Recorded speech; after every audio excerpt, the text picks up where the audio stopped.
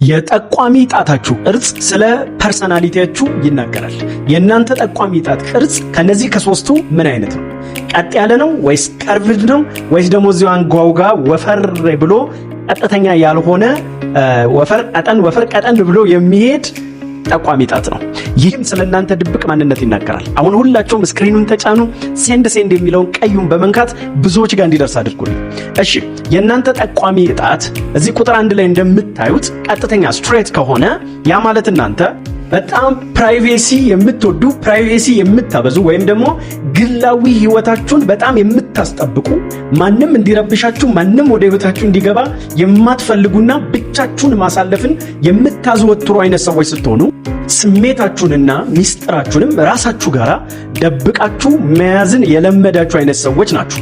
እንዲሁም ሌሎች ሰዎች በቀላሉ እናንተን ማወቅ የሚቸገሩባችሁ አይነት ሰዎች ስትሆኑ፣ ነገር ግን አንዴ ካመናችሁና ሰውን ከወደዳችሁ በኋላ ግን ሙሉ ለሙሉ ራሳችሁን ለዛ ሰው የምትሰጡ በጣም ያለ ልክ ሰውን የምትወዱ አይነት ሰዎች ናችሁ። ይህም ደግሞ መከዳት፣ በዛ ሰው የማይሆን ምላሽ ማግኘት በጣም ከሌላው ሰው ይልቅ በጥልቀት የሚጎዳችሁ አይነት ሰዎች ናችሁ። እንዲሁም ጥገኝነት የሚባል ነገር በጣም የምትጠሉ አይነት ሰዎች ስትሆኑ የጀመራችሁትንም ደግሞ ተከታትላችሁ የምትጨርሱ አይነት ሰዎች ናችሁ። ነገር ግን የእናንተ ጠቋሚ ጣት ከርቭድ ከሆነ፣ ትንሽ ጠመም ብላ ፖይንቲ ነገር ከሆነ፣ ጫፍ ላይ ሹል ሆና ጠመም የምትል አይነት ከሆነ ያ ማለት እናንተ እጅግ በጣም ታማኝ፣ ለሚወደው ለቀረበ ሰው በጣም ታማኝ የሆነና በፍጥነት በቶሎ ሰውን የሚያፈቅር የሚወድ አይነት ልብ ያላችሁ ሰዎች ናቸው። ከፍተኛ ደግሞ የምናብ ችሎታ ያላችሁና ህልመኛ የምትባሉ አይነት ሰዎች ናቸው።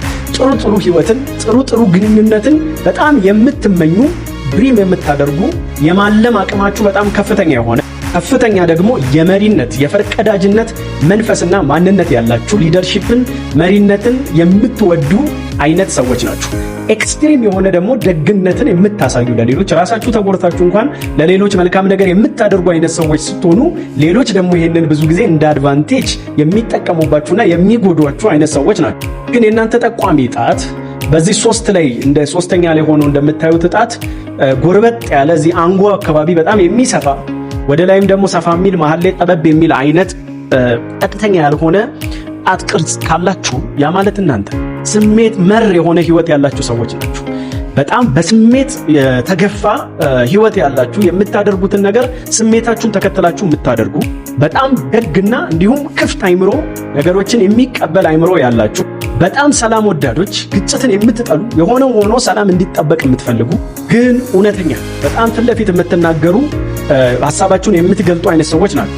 ከምንም በላይ ደግሞ በጥልቀት ነገሮችን በዲቴል የምታስቡ አይነት ሰዎች ስትሆኑ፣ ይህም ደግሞ ብዙ ጊዜ ለማይገባ ጭንቀትና ትካዜ የሚመራቸው አይነት ሰዎች ናቸው።